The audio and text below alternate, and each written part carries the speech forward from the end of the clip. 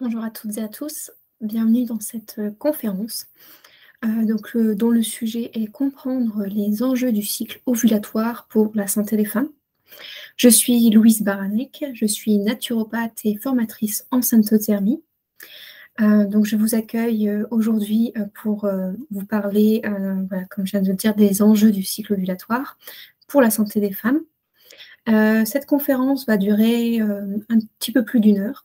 Voilà, et donc nous allons voir ensemble le fonctionnement du cycle ovulatoire avec le déroulement des 4 phases du cycle féminin, les glandes et les hormones qui gouvernent la fertilité, l'impact de ces hormones sur la santé des femmes, notamment avec les œstrogènes, la progestérone, et puis nous allons voir en quoi l'ovulation peut être décrite comme un signe vital de la santé. Et enfin, troisième et dernière partie, l'intérêt d'observer ces cycles naturels, notamment faire face aux fluctuations de ces cycles, et puis affiner son écoute et ses observations. Donc nous commençons cette conférence avec la phase menstruelle, donc c'est avec les menstruations que démarre un nouveau cycle. Donc au niveau de la phase menstruelle, qu'est-ce qui se passe? Nous avons une chute hormonale qui se produit entre 10 à 16 jours après l'ovulation, car il n'y a pas eu de fécondation. Cela provoque la desquamation de l'endomètre, donc c'est-à-dire une élimination de la muqueuse utérine, donc sa couche superficielle. Sachant que cet endomètre se régénère à chaque cycle. L'endomètre est la muqueuse qui recouvre le myomètre. Le myomètre, c'est le muscle de l'utérus. Et plus particulièrement, une petite précision et non des moindres ici, c'est le muscle le plus fort du monde. Le col utérin, c'est-à-dire le col de l'utérus, s'ouvre un peu pour laisser passer ce sang, ce flux menstruel. Et en plus de ça, nous avons également la perte du bouchon muqueux. Donc on entend souvent parler du bouchon muqueux quand on est enceinte et particulièrement au moment de l'accouchement puisqu'on perd celui-ci et qu'il est sacrément épais. Vu qu'il a eu pendant 9 mois, en fait, si vous voulez, il est venu se consolider.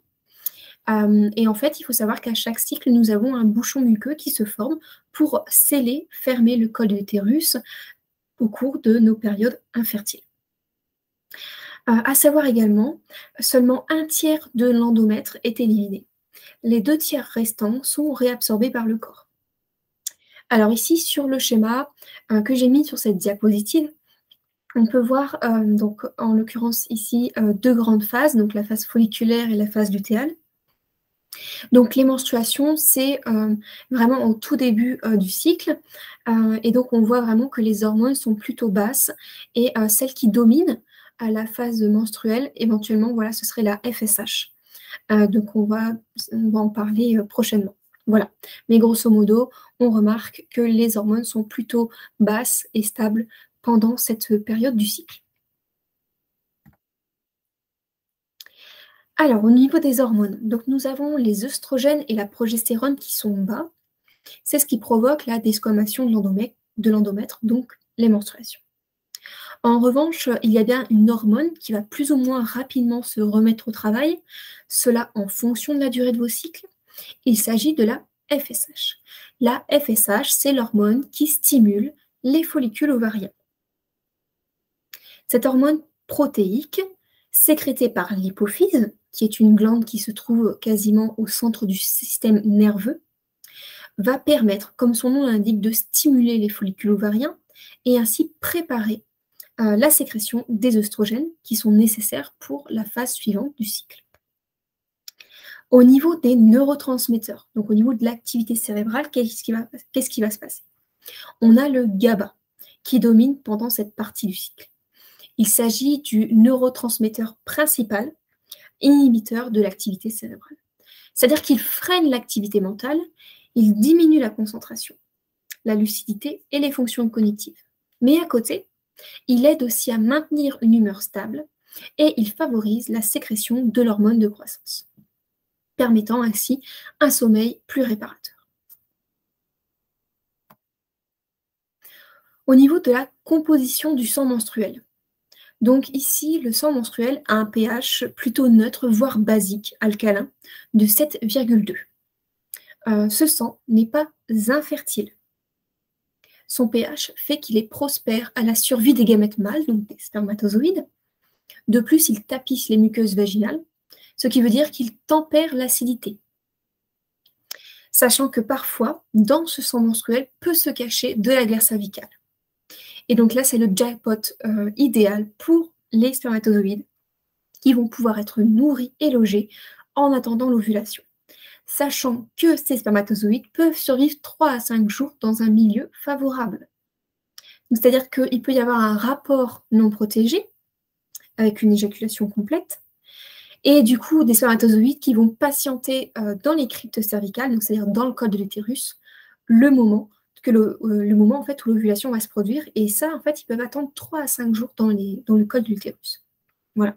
Quand il y a de la glaire cervicale, en l'occurrence, et d'autant plus ici, imaginons que, voilà, prendre en compte vraiment que le sang, le pH du sang est vraiment idéal pour la survie des gamètes mâles. En plus, donc, ce sang menstruel est composé également de fragments nécrotiques de l'endomètre, d'anticorps, de cellules glandulaires, de sang, donc avec vitamines, minéraux, nutriments, des cellules de la muqueuse vaginale, des sécrétions vaginales, comme je vous disais, par exemple de la glaire, et puis des cellules souches.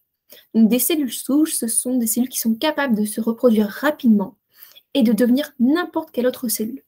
Sachant que ces cellules souches sont vraiment pas mal étudiées au niveau scientifique, puisque, comme je viens de vous le dire, vraiment, elles peuvent devenir n'importe quelle cellule et qu'elles se reproduisent rapidement. Donc, ça intéresse les scientifiques. Au niveau des caractéristiques des menstruations, il faut savoir que l'utérus est un émonctoire secondaire. C'est-à-dire qu'il peut, si besoin, éliminer des toxines à travers des pertes pathologiques.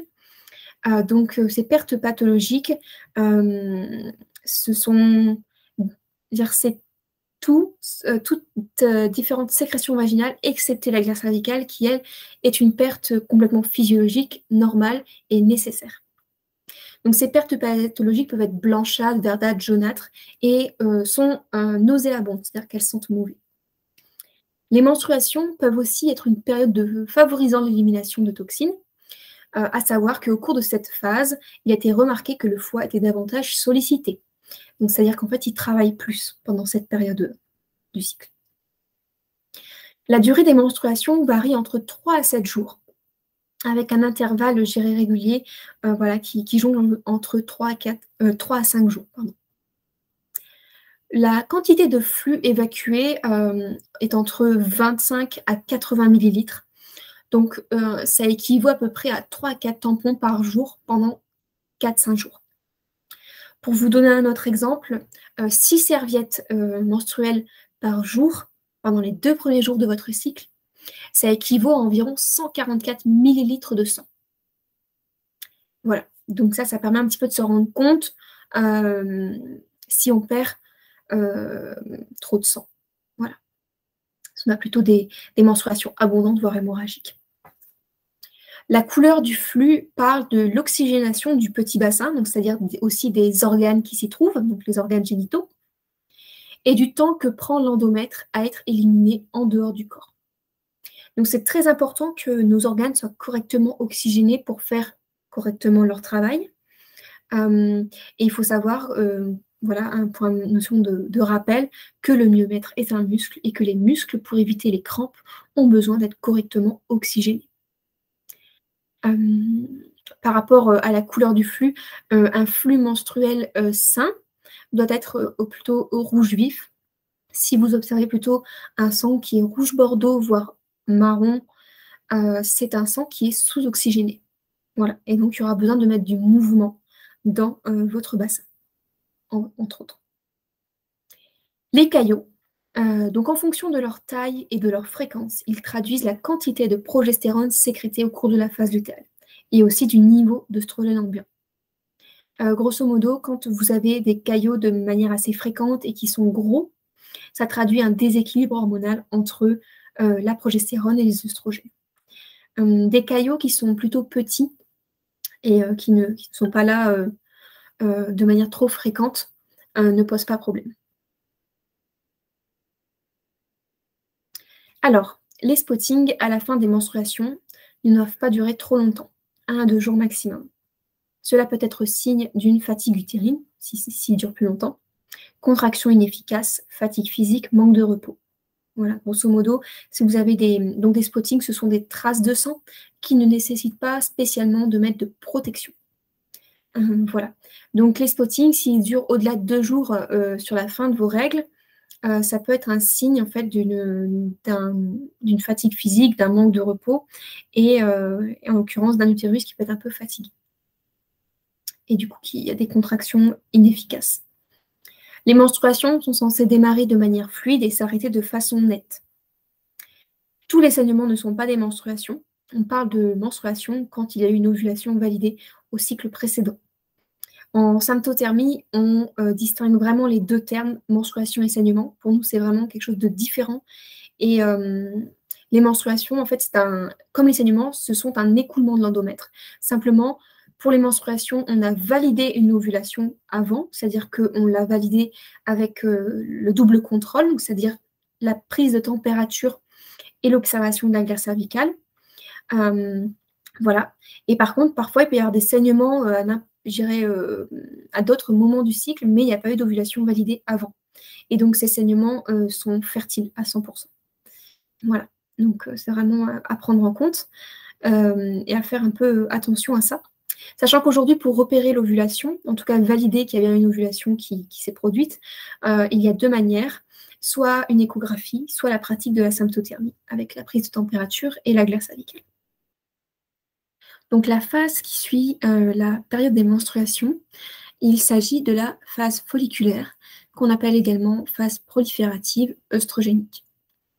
Tout ça, ce sont des termes qui désignent la même période du cycle. Donc c'est la phase de maturation des follicules ovariens qui sont stimulés par la FSH. Au cours de leur maturation, ils vont sécréter des hormones qui s'appellent les œstrogènes. Ces œstrogènes, ils font proliférer les cellules, c'est-à-dire qu'elles se développent. C'est une période de croissance cellulaire.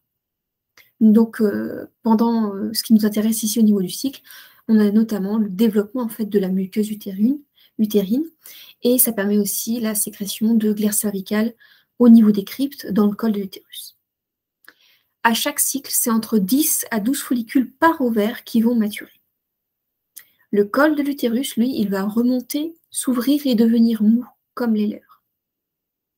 Il va y avoir une multiplication des cils en fait dans les trompes utérines et aussi du coup une accélération des battements grâce au muscle des trompes qui s'appelle le myosalpinx.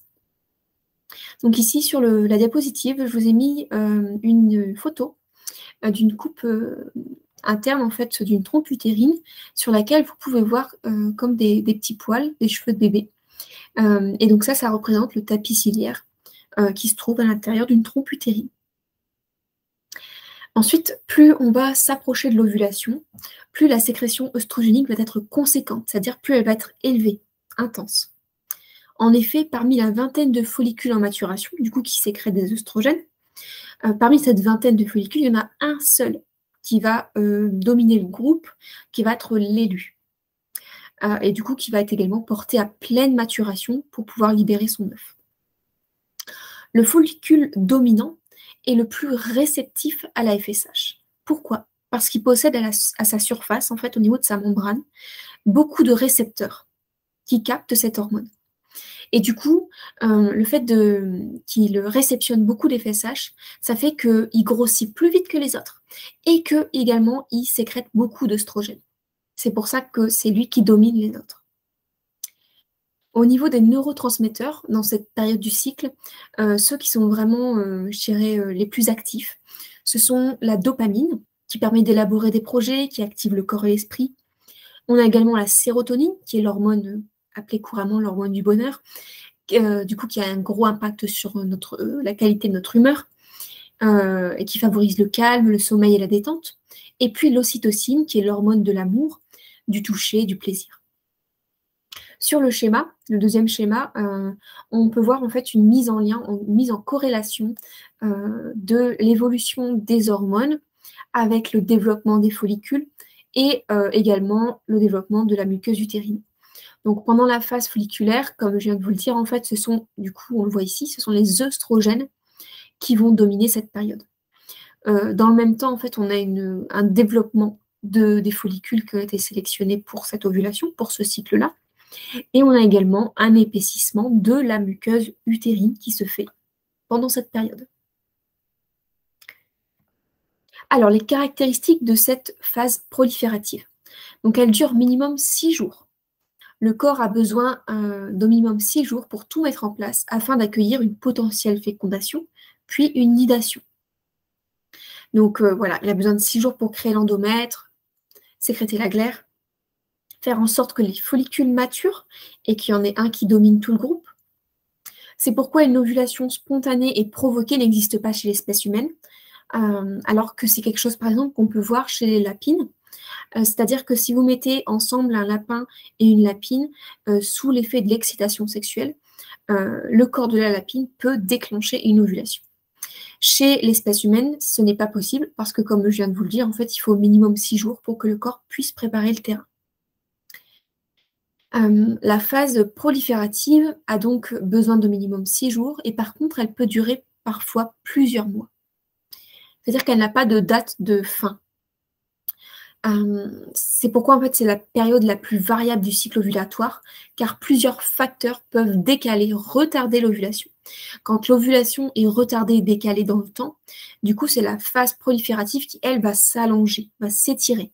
C'est pour ça que, par exemple, si vous voyez des variations entre vos cycles, par exemple un cycle de 30 jours, un cycle de 35 jours, 40 jours, c'est bien souvent votre phase proliférative qui va être la raison, en fait, de ces variations.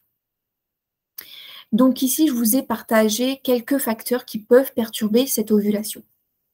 Donc, des carences nutritionnelles avec une mauvaise ou une sous-nutrition, comme par exemple, ça peut être le cas chez certains régimes alimentaires. Des régimes alimentaires qui sont pauvres en graisse, pauvres en protéines. Le stress chronique.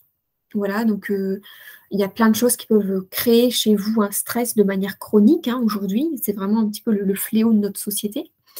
Et donc, c'est très important de travailler là-dessus, apprendre à gérer son stress. Et il ne faut pas oublier, par exemple, que les décalages horaires, par exemple, si vous faites des voyages de manière assez fréquente, sont un stress pour l'organisme.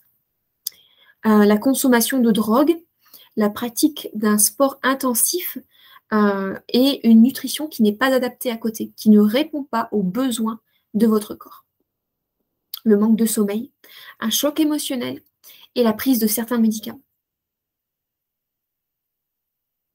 Maintenant, nous allons aborder ce que c'est que la glaire cervicale, qui est vraiment beaucoup produite pendant la phase proliférative et ovulatoire. Et c'est un élément clé vraiment de la fertilité féminine. Donc la glaire est composée de molécules de mucus, d'eau, de substances chimiques et biochimiques. Elle est produite dans les centaines de cryptes cervicales qui elles-mêmes se trouvent dans le col. Et chaque jour, c'est entre 20 à 60 mg de glaire qui sont produites. Sachant que ce taux, la glaire cervicale, plus vous allez avancer en âge, du coup, plus la fertilité va baisser. Et du coup, en fait, il y aura de moins en moins de quantité de glaire cervicale qui va être produite. Pendant tout le cycle, il y a une production de glaire cervicale, soit de type fertile, donc ce qu'on compare généralement à une glaire liquide, élastique, blanc d'œuf cru, soit une glaire infertile. Et cette glaire infertile permet de former le fameux bouchon muqueux qui vient fermer, sceller le col de l'utérus pour que plus rien ne passe. On entend souvent parler du bouchon muqueux quand on est enceinte, et notamment au moment de l'accouchement, parce qu'on va perdre ce bouchon muqueux. Mais sachez qu'en fait, à chaque cycle, on va avoir un petit bouchon muqueux qui vient vraiment fermer correctement notre col de l'utérus. Alors, quels sont les rôles de la glaire? Dans un premier temps, en fait, elle tempère l'acidité vaginale qui est meurtrière pour les spermatozoïdes. C'est-à-dire que des spermatozoïdes ils peuvent survivre 3 à 5 jours dans un vagin avec de la glaire de qualité, 7 jours maximum. Par contre, si vous ne sécrétez pas de glaire, ou en tout cas de la glaire qui est plutôt infertile, les spermatozoïdes ne vont survivre que 15 minutes à 3 heures, ce qui se révèle être trop peu pour une fécondation. La glaire cervicale favorise l'avancée des gamètes au niveau du col et dans le corps de l'utérus. Elle constitue en fait des maillages Et en fait, c'est un super transporteur. Ça permet aux spermatozoïdes de progresser plus rapidement et du coup de favoriser, pareil, la fécondation. Elle nourrit les gamètes en chemin ou qui patientent dans les cryptes. Elle trie et filtre les spermatozoïdes anormaux et les met de côté.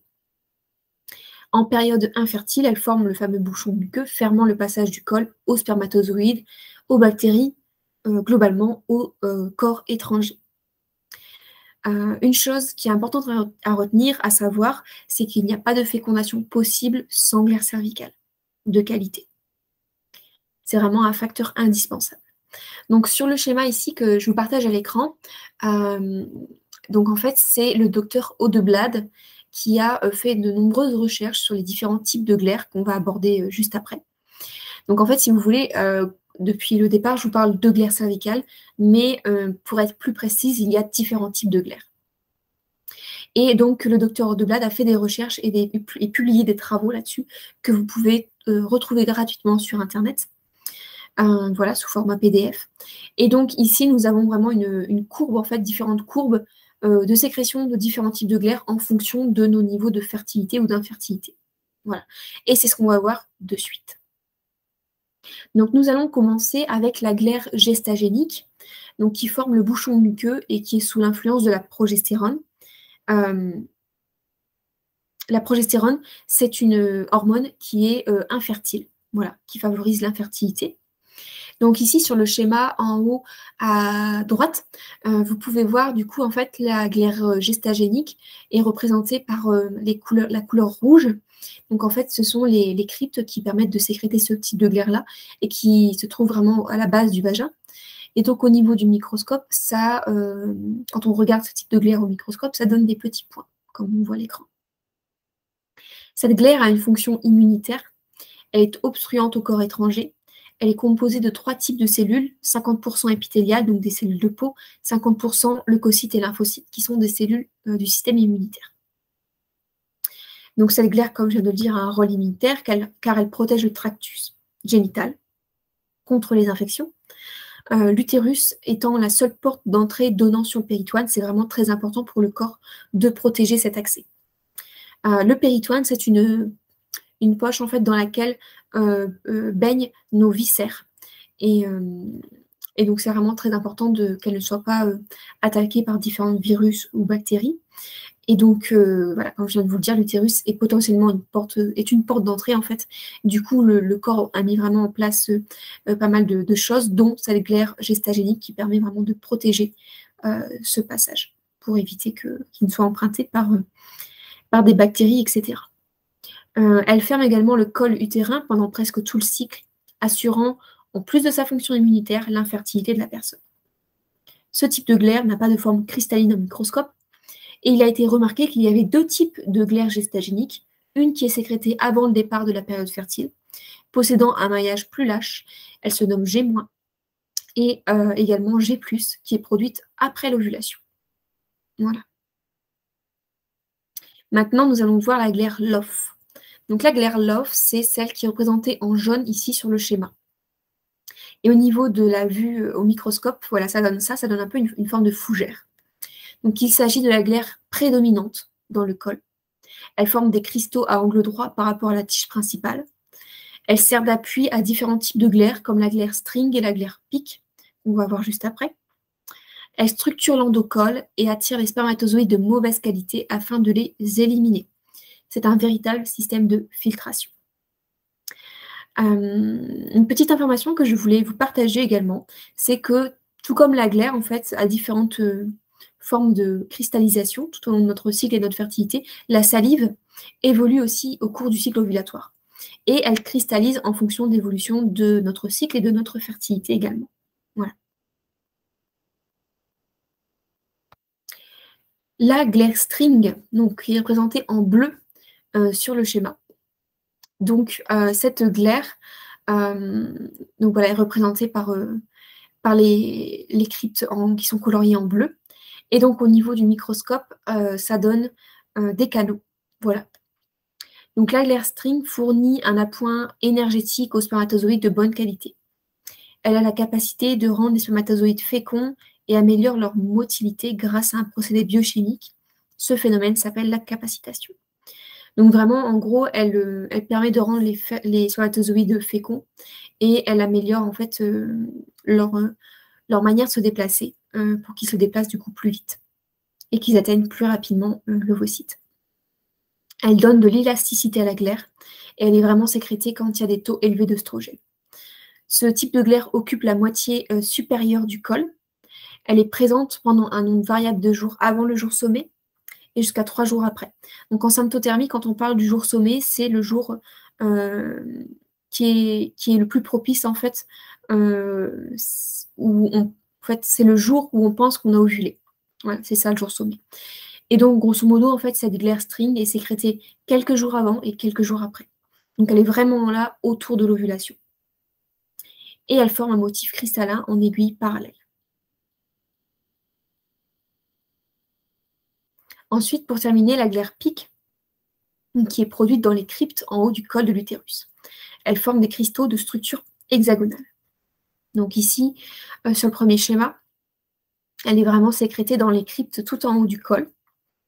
Et au niveau du microscope, vous pouvez voir une image un petit peu de ce que ça donne. Cette glaire a pour fonction de liquéfier le bouchon muqueux, donc la glaire gestagénique, et les glaires également Loff et String. Donc en fait, elle démarre elle est vraiment au haut du col, et en fait, son objectif à elle, c'est de liquéfier tout le monde. Clac. Elle va liquéfier tout ça. Ce qui donne en fait une sensation de glissement, de mouillé, de lubrifié, de huilé, liquide comme de l'eau. Parfois, on sent vraiment que ça coule dans la culotte, et ça, c'est la glaire pique qui fait son job. Elle permet également de transporter les spermatozoïdes jusqu'au corps de l'utérus. Alors, avant de terminer sur les différents types de glaire, je voulais vous parler des effets de l'âge sur le col et la glaire. Donc ici, sur l'image, on voit l'intérieur d'un col d'une jeune fille de 17 ans.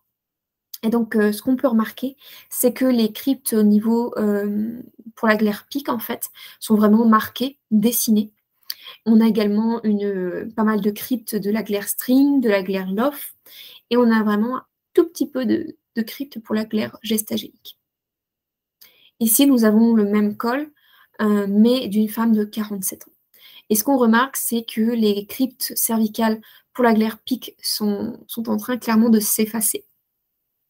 On a également une raréfaction des cryptes cervicales de la glaire string. La glaire Loff est toujours présente, voire même un peu plus que quand on est plus jeune. Et par contre, on a une forte présence maintenant de cryptes cervicales pour la glaire gestagénique. Donc toujours le docteur Rodeblad, qui a démontré grâce à ses recherches que les cryptes de la glaire string diminuent quand la femme prend de l'âge, alors que les cryptes des glaires gestagéniques et Loff augmentent. Il a également démontré que la contraception hormonale accélère ce processus lié à l'âge de 2 ans pour chaque année de prise de contraception. Voilà, donc en fait, ce qu'il faut retenir, c'est que la contraception accélère le vieillissement du col de l'utérus, entre autres. Alors, toujours en lien avec la glaire, nous avons les poches de Shaw.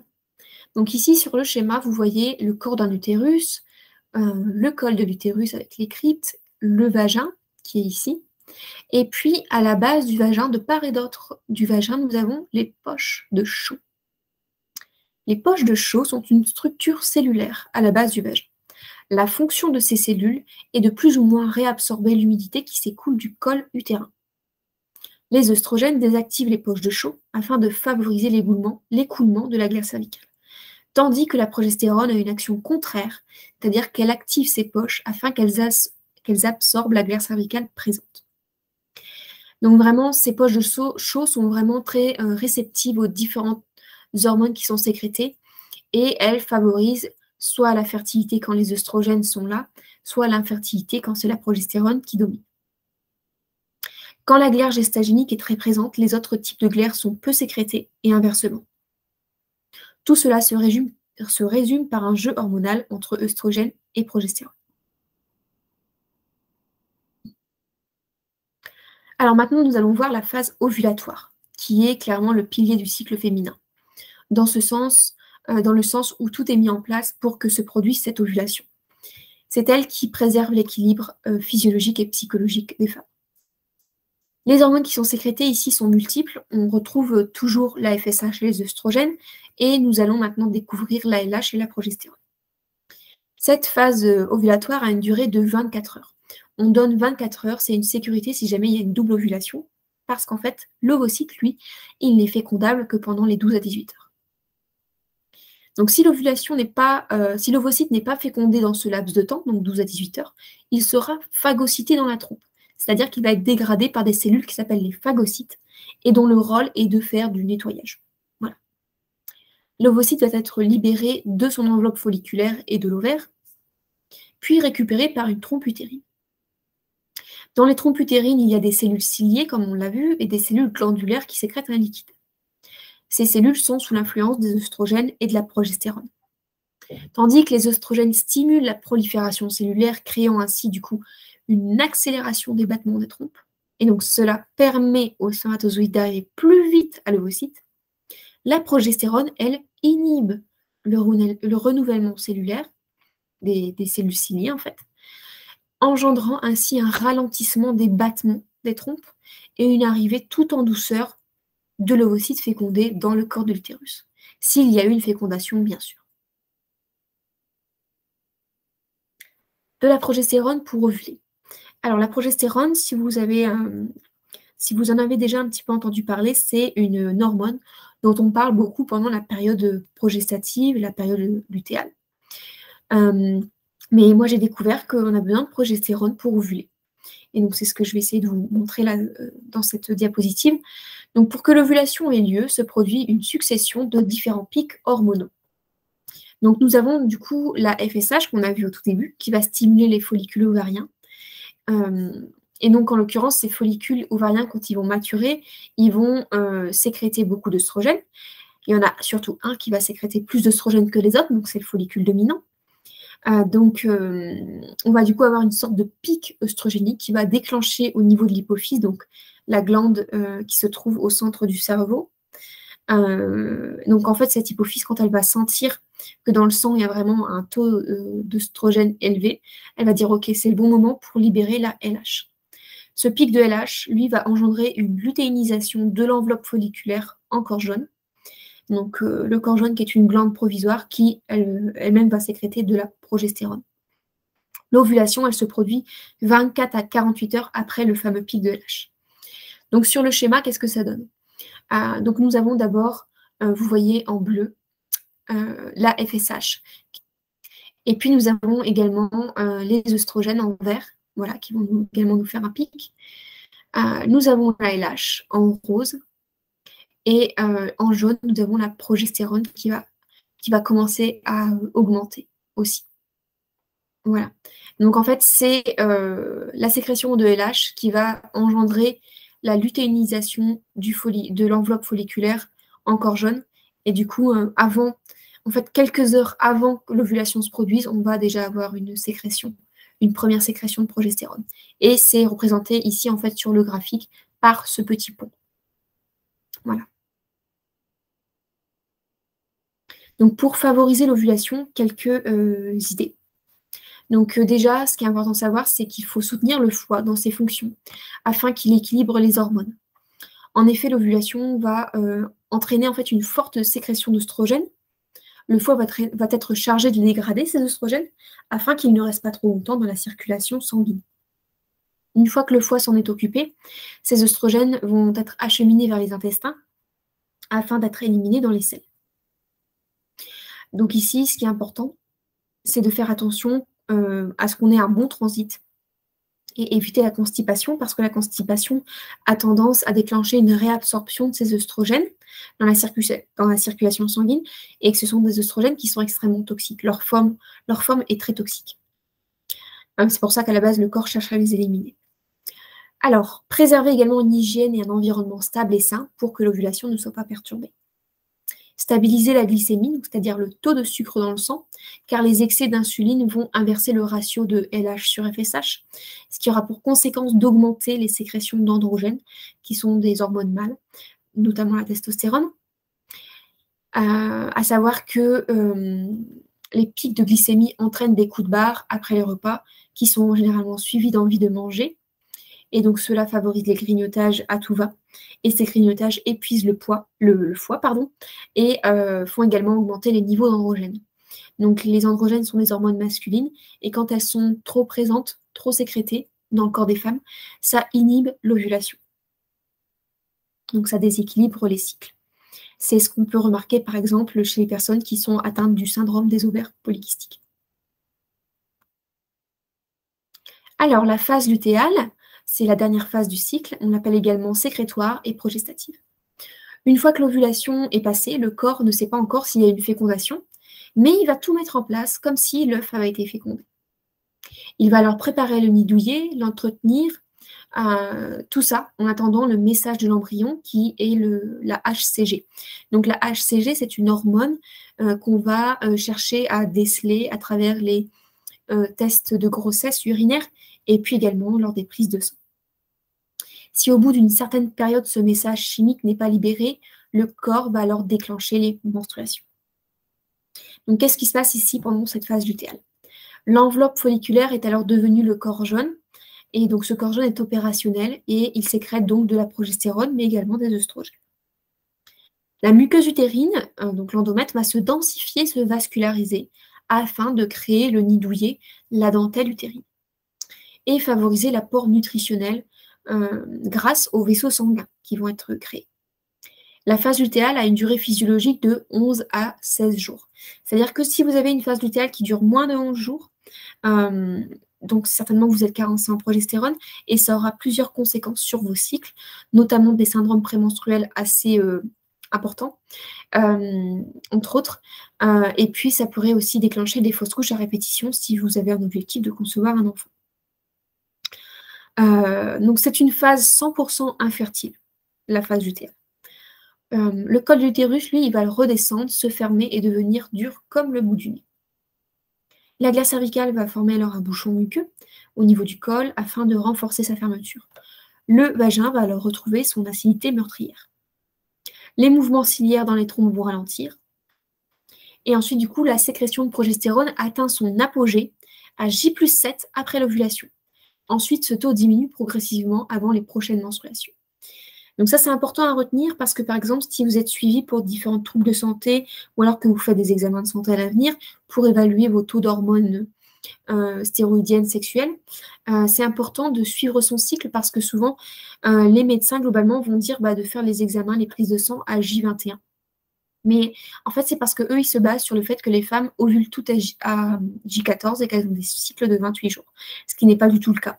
Donc, en fait, en suivant ces cycles, ça permet de repérer de manière plus fiable l'ovulation et du coup de faire ces examens de santé de manière aussi plus fiable et plus efficace pour avoir des résultats qui sont vraiment concrets et représentatifs de votre situation. Donc sur le schéma, ici, pareil. Donc pendant la phase lutéale, on voit du coup que c'est vraiment la progestérone qui domine ici. Et en dessous, la suit les œstrogènes.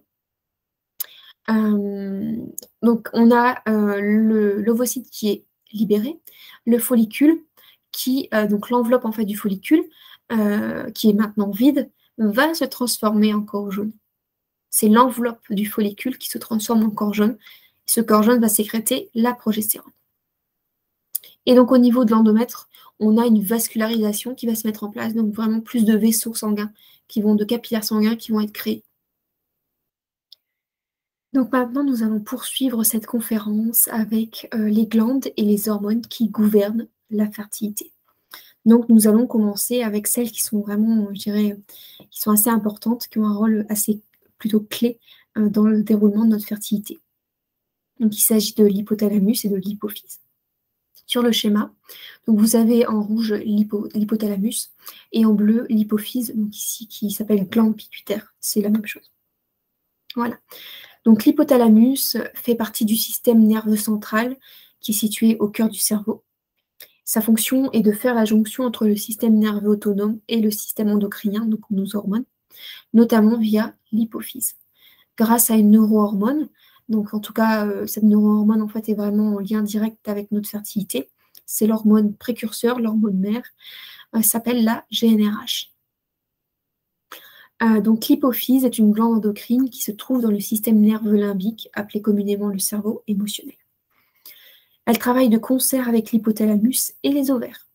Cette glande est découpée en 2 lobes. Le lobe antérieur s'appelle l'adénohypophyse et le lobe postérieur la neurohypophyse. Celle qui nous intéresse ici, c'est l'adénohypophyse, parce qu'elle sécrète la FSH et la LH, et d'autres hormones.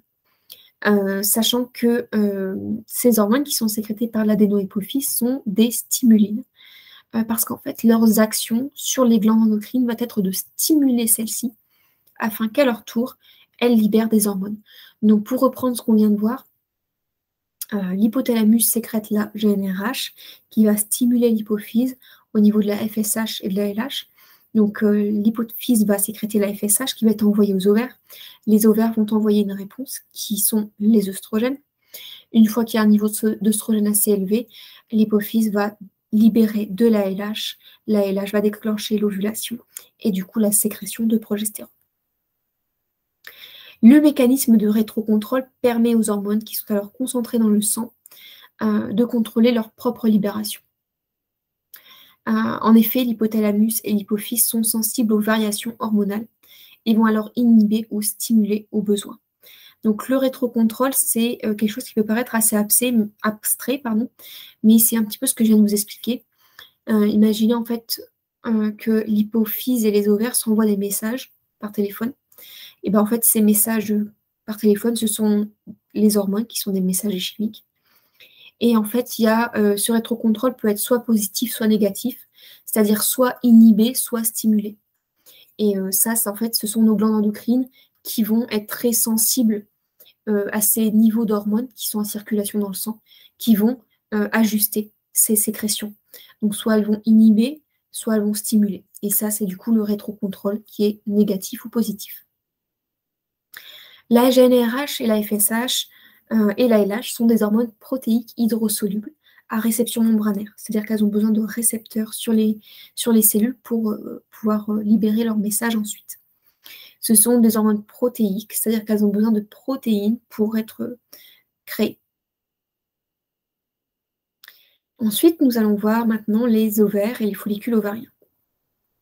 En réponse à une première stimulation de la FSH, qui est une hormone qui va stimuler les follicules ovariens, afin qu'eux-mêmes entrent en maturation, ces follicules, donc qui sont en maturation, vont sécréter des œstrogènes pendant la phase folliculaire et ovulatoire. Dans un deuxième temps, du coup la phase lutéale, il va y avoir la libération de LH, donc l'hormone lutéinisante. L'une de ses fonctions est de lutéiniser la membrane du follicule, qui a libéré son œuf mature, afin qu'elle devienne le corps jaune. Donc c'est vraiment ce qu'on voit ici sur le schéma. Donc la membrane qui libère son œuf, cette membrane, cette enveloppe du cette enveloppe folliculaire va se transformer en corps jaune. Et ce corps jaune, lui, va sécréter également des hormones, des œstrogènes, mais principalement et surtout de la progestérone. Les œstrogènes, comme la progestérone, sont des hormones stéroïdiennes, c'est-à-dire qu'elles sont faites à partir de cholestérol, donc du bon gras. Ce sont des hormones liposolubles, donc elles ont besoin de transporteurs pour arriver d'un point A à un point B. Ces transporteurs sont faits de protéines. Nous avons l'albumine, la SHBG pour testostérone et œstrogène, et la CBG pour la progestérone. Les œstrogènes et la progestérone ont besoin de récepteurs intracellulaires pour délivrer leur message. Et qu'elles ont besoin de rentrer, de pénétrer dans la cellule. Ces hormones imprègnent les cellules dans le sens où elles les fécondent. Quand on regarde la racine du verbe imprégner en latin, ça veut dire féconder. Alors, une petite information, une petite note intéressante, les follicules ovariens, donc tous ceux qui se trouvent là, qui vont maturer, sont riches en mélatonine. La mélatonine, c'est l'hormone qui est appelée communément l'hormone du sommeil. Donc c'est une neurohormone qui va venir les protéger du stress oxydatif. C'est un puissant antioxydant, la mélatonine. Et il y en a beaucoup dans nos follicules ovariens. Voilà. Donc par exemple, pour les personnes qui ont des soucis de fertilité, eh bien ça peut être intéressant d'aller voir, pourquoi pas de manière naturelle, je veux dire, peut-être réguler ses taux de mélatonine ou peut-être même se supplémenter au besoin, se faire accompagner là-dessus pour faire en sorte de sécréter de manière optimale de la mélatonine parce que nos follicules ovariens, du coup nos petits ovules, en ont beaucoup besoin. Maintenant, nous avons les glandes surrénales. Les glandes surrénales, ce sont de petits chapeaux qui se trouvent au-dessus de nos reins, les reins qui se trouvent en dessous des côtes. Les glandes surrénales sont découpées en deux parties sécrétant des hormones différentes. Nous avons le cortex et la médullaire. Celle qui nous intéresse ici, c'est la cortico-surrénale, qui sécrète des hormones corticostéroïdes, donc le cortisol par exemple, minéralocorticoïdes, l'aldostérone, et des androgènes, DHEA, testostérone, œstrogène. Pour synthétiser ces hormones, les glandes surrénales en fait, ont également besoin de cholestérol. Dans les mitochondries, donc les mitochondries, ce sont des petites usines qui se trouvent dans nos cellules. Il y a une transformation du cholestérol en prégnénolone, qui est l'hormone mère de toutes les hormones stéroïdiennes au niveau des glandes surrénales. Les glandes surrénales produisent une petite quantité d'hormones stéroïdiennes sexuelles qui participent également au bon déroulement du cycle. Parfois, différentes situations peuvent engendrer une sécrétion excessive de cortisol. On parle alors du vol de la prégnénolone, qui engendre du coup de ce fait une diminution des hormones sexuelles, car la progestérone n'est employée que pour la sécrétion de cortisol. Donc voilà, il ne faut pas trop on va dire, il faut un peu les bichonner, ces glandes surrénales, parce qu'elles vont aussi être très utiles pour notre fertilité, notre résistance au stress, et puis aussi dans notre période de préménopause et de ménopause, elles vont vraiment être très sollicitées. Et le problème, c'est que la plupart du temps, aujourd'hui, les femmes, en fait, ont des glandes surrénales qui sont épuisées. Et du coup, elles ne peuvent pas remplir correctement leur rôle, ce qui crée des déséquilibres du cycle au moment de la ménopause, comme différents symptômes que peuvent être les bouffées chaleur, sécheresse vaginale, cutanée, les insomnies, etc. Donc ici, un petit schéma pour vous parler de ce que je viens de vous dire à l'écrit. Donc le cholestérol, en fait, voilà, c'est ce dont nous avons besoin pour créer nos hormones stéroïdiennes sexuelles, donc du bon gras. Pour entrer dans la mitochondrie, il a besoin d'une protéine, la protéine star. Donc cette protéine est elle-même activée par une hormone thyroïdienne qui est la T3. La thyroïde, on va la voir juste après. La thyroïde, c'est une glande qui est vraiment très très importante aussi pour le déroulement du cycle et la fertilité des femmes. Et donc ici, voilà, déjà, en fait, pour vous dire qu'elle rentre en jeu pour faire en sorte que le cholestérol rentre dans vos cellules pour qu'il puisse se transformer en hormones sexuelles ou autres. Donc le cholestérol rentre dans la cellule grâce à la protéine star. Il se transforme en prégnénolone. Cette prégnénolone se transforme en progestérone. Et cette progestérone peut devenir à plusieurs chemins, plusieurs vocations. Aldostérone, cortisol, DHEA, testostérone, œstradiol. Voilà. Donc en fonction de ce que notre corps a besoin, de ce qu'il vit, il y a différents chemins qui vont être possibles pour la progestérone. Et en l'occurrence, quand on parle du vol de la prégnénolone, quand on est en période de stress chronique par exemple, cette progestérone va quasiment être utilisée de manière exclusive pour le cortisol. Et maintenant, nous allons terminer du coup avec la glande thyroïdienne qui permet le bon fonctionnement mitochondrial, un dérèglement de cette glande, et cela entraîne un bouleversement dans tous les systèmes du corps. L'action de la thyroïde est régie par l'axe hypothalamo-hypophysaire, donc les deux premières glandes qu'on a vues ensemble qui se trouvent au cœur du cerveau, grâce à deux hormones, d'abord la TRH, donc au niveau de l'hypothalamus, et la TSH au niveau de l'hypophyse. Si vous connaissez un petit peu la santé ou alors que vous avez des troubles de la thyroïde, la TSH, c'est une hormone que vous devez connaître, enfin vous connaissez sûrement, parce que c'est celle qui est souvent prescrite au niveau des dosages sanguins, mais il faut savoir qu'elle n'est pas suffisante et pas vraiment représentative de ce qui se passe au niveau des hormones thyroïdiennes. Donc tout comme les ovaires, la thyroïde fonctionne grâce à une action de rétrocontrôle qui permet d'ajuster ses taux hormonaux en circulation dans le sang. La plupart des hormones thyroïdiennes sont sécrétées dans le sang sous forme de thyroxine, c'est-à-dire la T4. Elle représente environ 80% des sécrétions thyroïdiennes. Comme les hormones stéroïdiennes sexuelles, les hormones thyroïdiennes voyagent dans le corps grâce à des protéines de transport. Toutefois, une infime partie de ces hormones circule dans le sang sous forme libre. C'est cette petite portion qui constitue la forme active de la T4, donc la thyroxine directement exploitable au niveau cellulaire. Ce sera cette forme libre qui aura seule une importante valeur au niveau des diagnostics dans les examens médicaux. L'action de la T4 est relativement faible, mais elle peut devenir plus puissante en se convertissant dans les cellules en T3. Et également, ce qu'il faut savoir, c'est que la progestérone participe à ce processus de transformation. Donc, en fait, elle participe au fait que la T4 soit transformée en T3. De plus, nous avons besoin de T3 pour activer la protéine STAR qui permet au cholestérol d'entrer dans la mitochondrie. Alors, maintenant, nous allons voir l'impact des œstrogènes et de la progestérone sur la santé des femmes.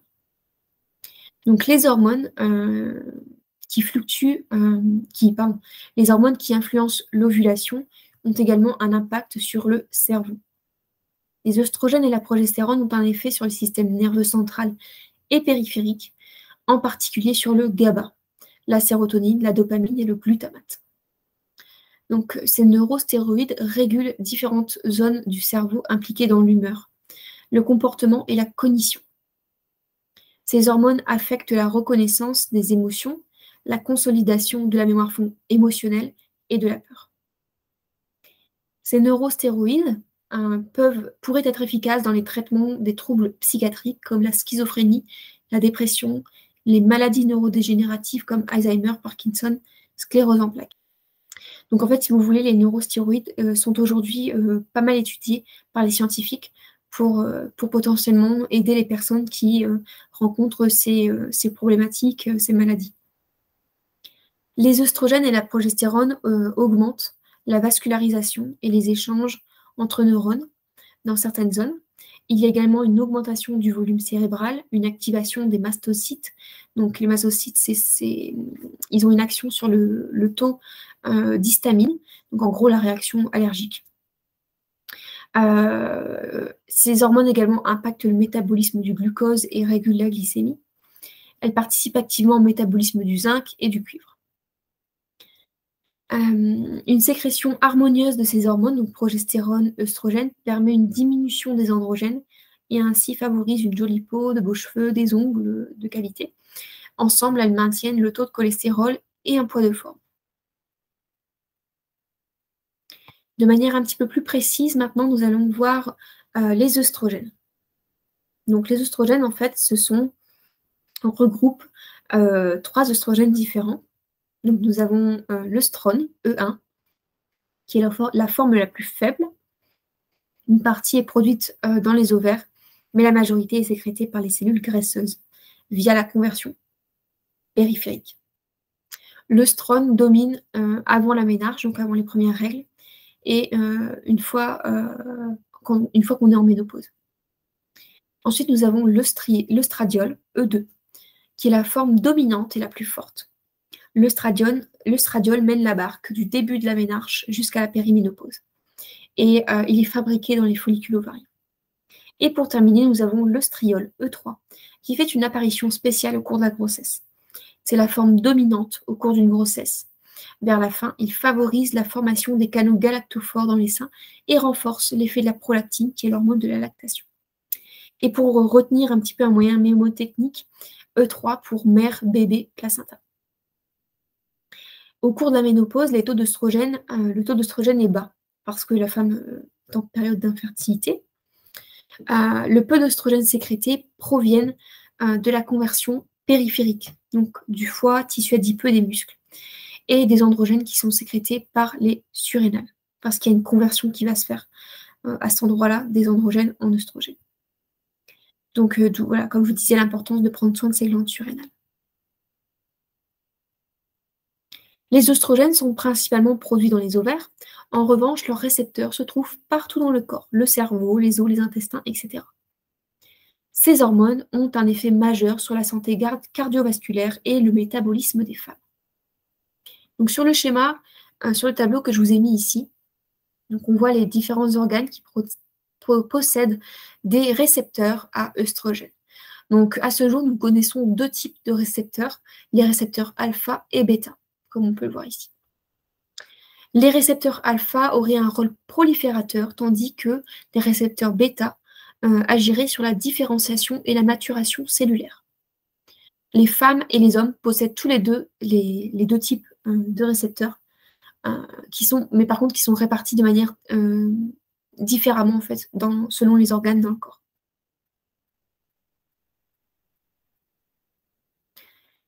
Alors, les oestrogènes, quelques points importants pour continuer à propos de leurs différents rôles.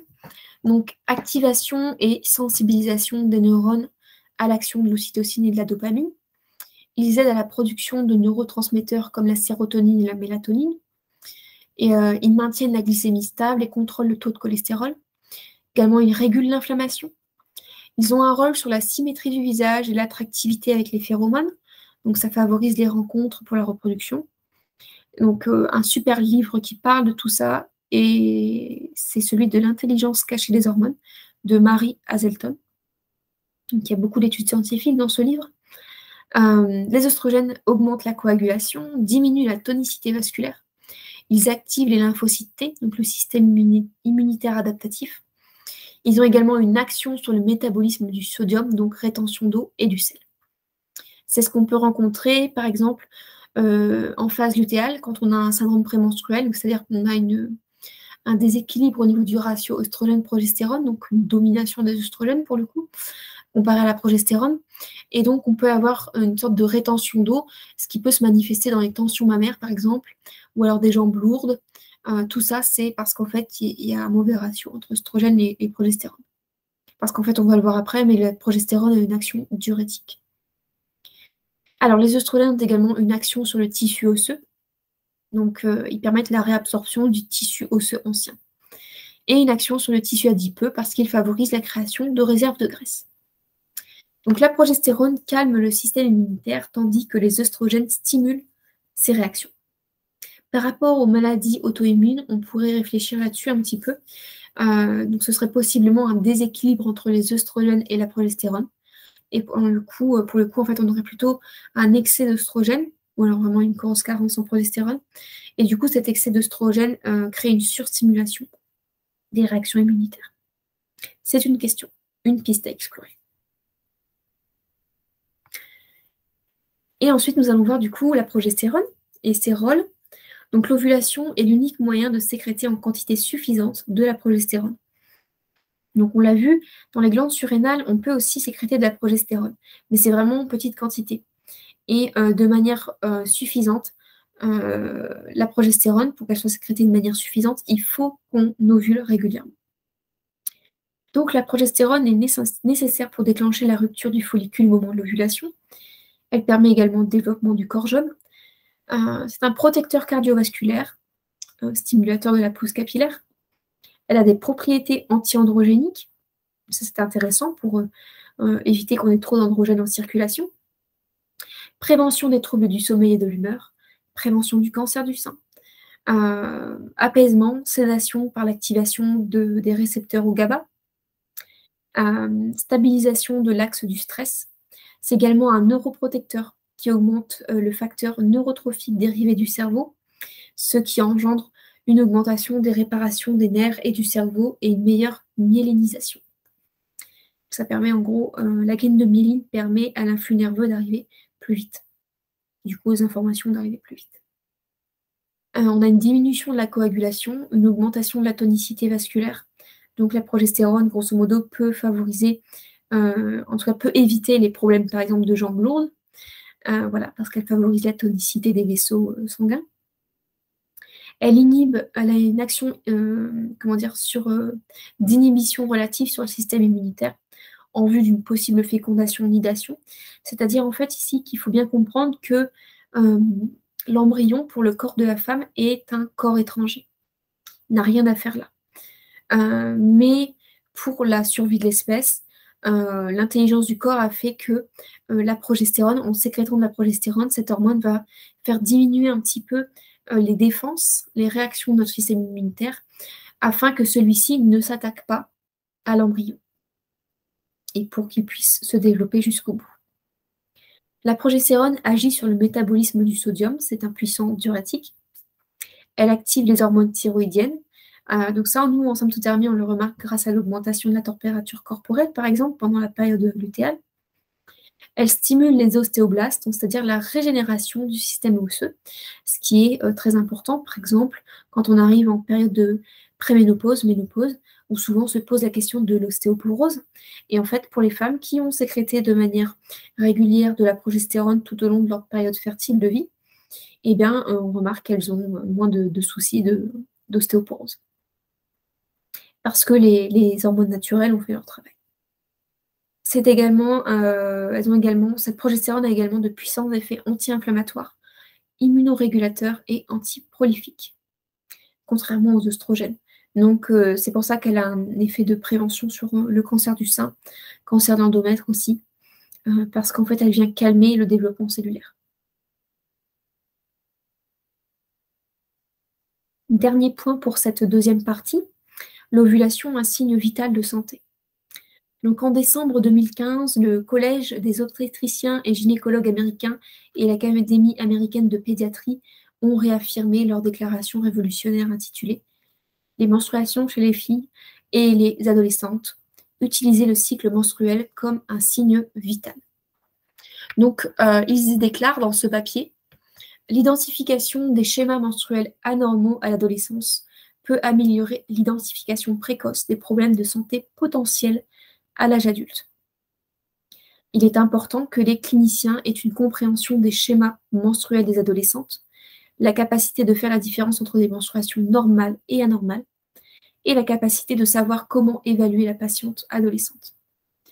En incluant une évaluation du cycle menstruel comme signe vital supplémentaire, les cliniciens renforcent son importance dans l'évaluation de l'état de santé général des patientes et des soignants.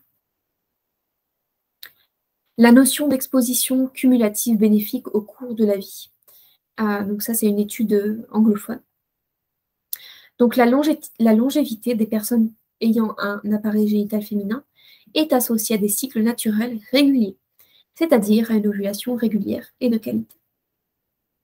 La docteure Prior, professeure d'endocrinologie et fondatrice du SEMCOR canadienne, nous dit chaque ovulation, chaque mois passé en cycle naturel sont uniques et importants. Ils sont comme une épargne mise de côté dans votre compte en banque santé pour le long terme. Et enfin, Paula Hillard, professeure en gynécologie et obstétrique à l'Université de médecine de Stanford, nous dit « Le cycle menstruel est une fenêtre sur l'état général de la santé et du bien-être des femmes, et pas seulement un événement nécessaire à la reproduction. » Donc, je vous ai mis ces différents petits paragraphes, citations de personnes, qui travaillent, qui ont une certaine compétence et expertise sur le sujet de la fertilité et du cycle ovulatoire chez les femmes, pour vraiment mettre en avant le fait que le cycle, l'ovulation, est vraiment un facteur important pour la santé des femmes. C'est important d'ovuler régulièrement.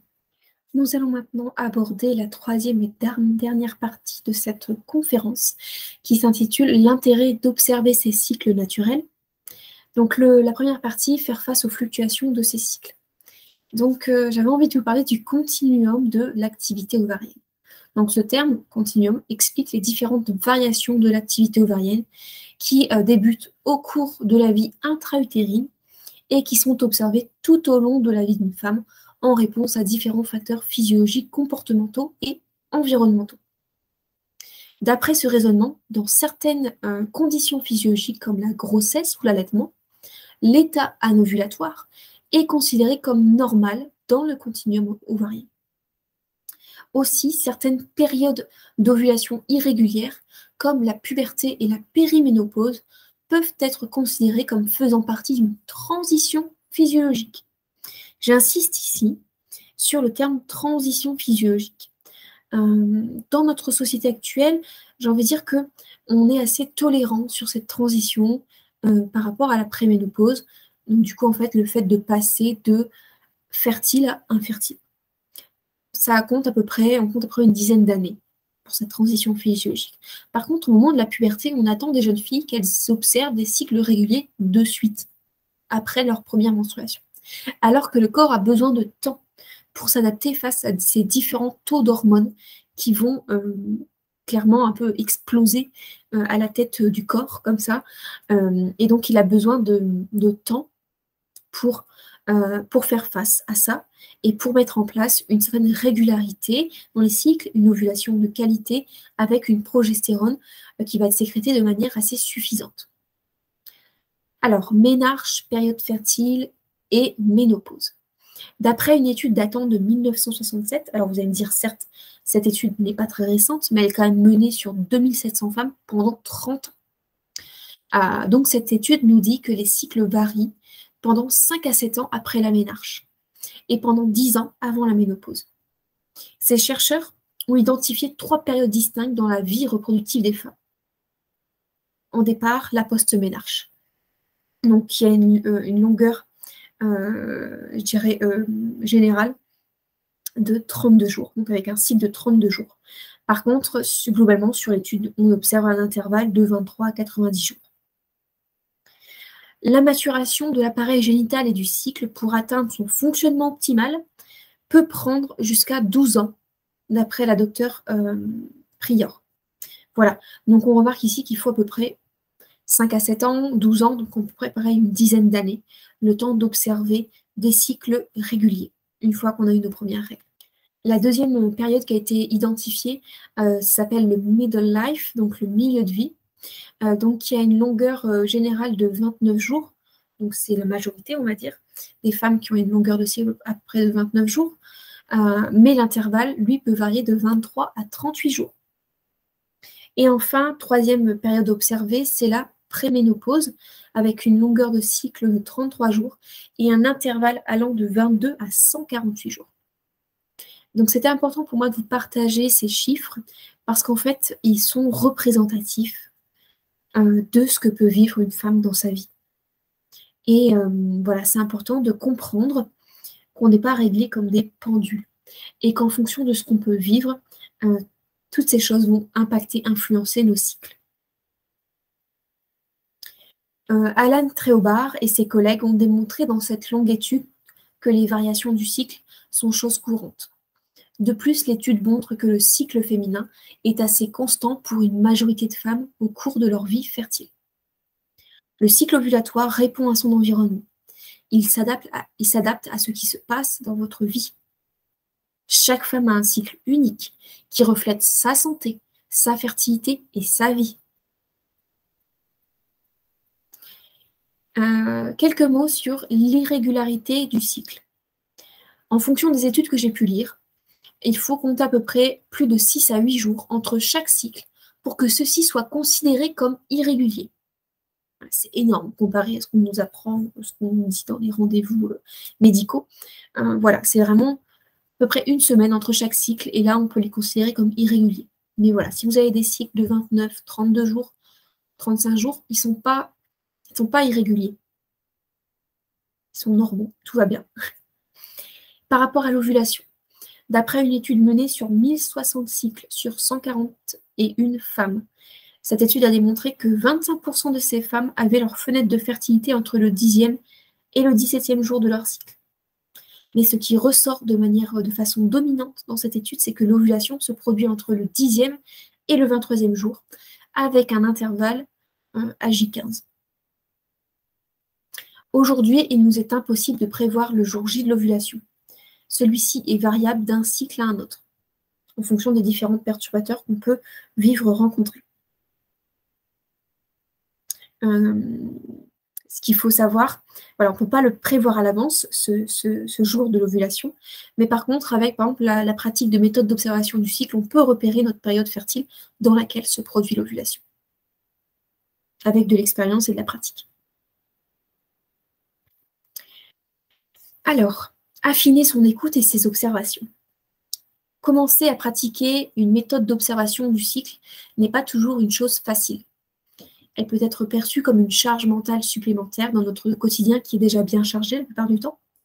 Avant de l'employer comme un moyen de contraception ou de conception, moi je vous invite à regarder cette méthode, donc la symptothermie, la méthode Billings, comme un outil multipotentiel. Une sorte de super pouvoir pour se connecter à soi-même, se découvrir, s'écouter, se comprendre. S'observer pour soi, d'abord pour soi, pour comprendre qui on est. Comment je vais aujourd'hui? Comment je me sens? Qu'est-ce que j'observe dans ma culotte, à ma vulve? Est-ce que je me sens fatiguée? De quoi j'ai envie? De quoi mon corps me parle? De quoi il a envie? Pour cela, il est possible d'utiliser plusieurs outils. Un graphique, un carnet personnalisé, un symptôme-bougeot, un cadran lunaire. Tout ça, en fait, ce sont des supports différents sur lesquels vous pourrez noter vos observations et vos ressentis. Une sorte de super journal intime. Par la suite, votre écoute va peut-être s'affiner et vous pourrez peut-être même vous ouvrir à des champs plus subtils. Si vous le souhaitez, bien sûr, vous pourrez apprendre à être plus attentive à de nouvelles informations, comme les fluctuations de votre libido, les rêves que vous faites, votre alimentation, comment celle-ci impacte vos cycles. Par exemple, si vous faites une thérapie, si vous pratiquez une activité physique sportive, une activité plutôt de relaxation, comment ces choses impactent vos cycles et inversement. En résumé, les méthodes d'observation du cycle ont une approche différente, qui vient soutenir la fonction ovarienne plutôt que de la supprimer, comme le font les contraceptions hormonales. Les méthodes d'observation du cycle honorent votre cycle féminin comme le signe vital qu'il est. Plonger au cœur de la compréhension de soi, de son corps, de ses cycles, permet, je crois, de commencer à répondre à la question existentielle: qui suis-je? C'est un véritable cheminement pour se rencontrer, se découvrir dans toute sa lumière et toute son ombre. Sûrement l'un des plus beaux cadeaux qui nous est donné d'expérimenter. Observer ces cycles naturels, c'est mener une enquête. Souvent, cette enquête peut démarrer avec un ou des troubles gynécologiques, syndrome prémenstruel handicapant, règles abondantes, douloureuses, perte de libido, humeur instable et d'autres. C'est être aux premières loges de votre état de santé. Vos cycles vous parlent de vous. Alors je vous pose la question, que vous disent-ils? Et voilà, j'ai terminé cette conférence. Je vous ai parlé voilà, de pas mal de choses. J'espère que ça vous aura plu, intéressé, et surtout en fait que ça aura éveillé votre curiosité à chercher des informations, à comprendre, à poser des questions aux thérapeutes qui vous suivent, aux médecins, et puis aussi à peut-être pratiquer une méthode d'observation, à tenir un journal intime de ce que vous observez, des fluctuations que vous sentez dans votre corps, pour être plus à l'écoute de vous. Voilà, n'hésitez pas à me faire un retour par mail si vous avez envie, suite à la visualisation de cette conférence, à cette écoute. Voilà, je serais ravie de vous lire. Écoutez, je vous souhaite une belle journée ou alors une bonne soirée en fonction du moment où vous regardez, écoutez cette conférence. Et voilà, je vous retrouve sur mes réseaux sociaux, donc Les Herbes Conscientes sur Instagram. Et n'hésitez pas aussi à aller consulter mon site internet lesherbesconscientes.com sur lequel vous pourrez retrouver mes différentes prestations de services si vous souhaitez que je vous accompagne. Voilà, je vous embrasse, à bientôt.